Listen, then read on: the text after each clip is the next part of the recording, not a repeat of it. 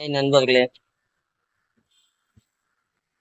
அதாவது இந்த பாசம் பாசம் என்று சொல்லப்படுங்களா, இந்த பாசம் எவ்வளவு பெரிய கொடூரமான அரக்கன் என்பதற்கு ஒரு உதாரணங்களுடன் கூறுகிறேன்.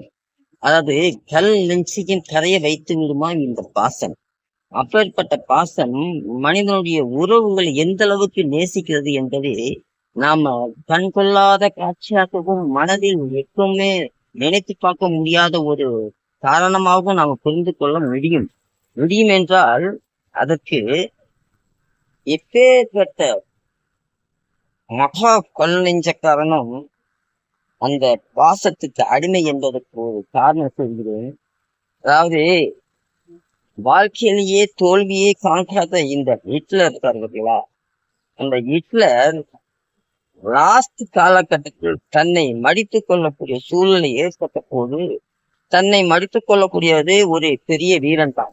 அதாவது உயிரை விடுவது பெரிய செயல், தானாக பிரிவது வேற, ஆனா நாமளா பிரித்து கொள்வது அதை விட பெரிய செயல். அப்படிப்பட்ட அந்த செயலை செய்யும் போது அவன் மனதில் உதயமான ஒரு காரணத்தை கூறுகிறேன். பாசம். இந்த பாசம் உறவுகளுக்குள்ளேயே விளையாடுகின்ற பாசத்தை பாருங்கள்.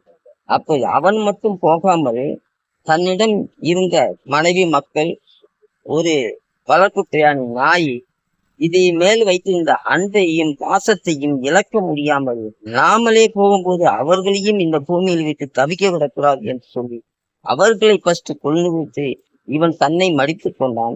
இப்பேற்பட்ட கொடூரமான அரக்கன் கொண்ட இந்த குணம் படைத்த இந்த பாசத்தை நாம் எப்படி கொண்டாடுவது, எந்த வகையில் சேர்ப்பது? எப்போதுமே வாழ்க்கையில் வெற்றி காண்பவர்கள் தோல்விகளை சகித்துக் கொள்ள முடியாது. அந்த தோல்விகளை சகித்துக் கொள்ள போகும்போதுதான் இப்ப இந்த உறவுகளை சேர்த்து கொண்டு அவர்கள் முடிவு விட்டுகிறார்கள். நான் உங்கள் நண்பன். சிந்தித்து செயல்படுங்கள். இன்று போய் நாளை வருகிறேன். நன்றி, வணக்கம்.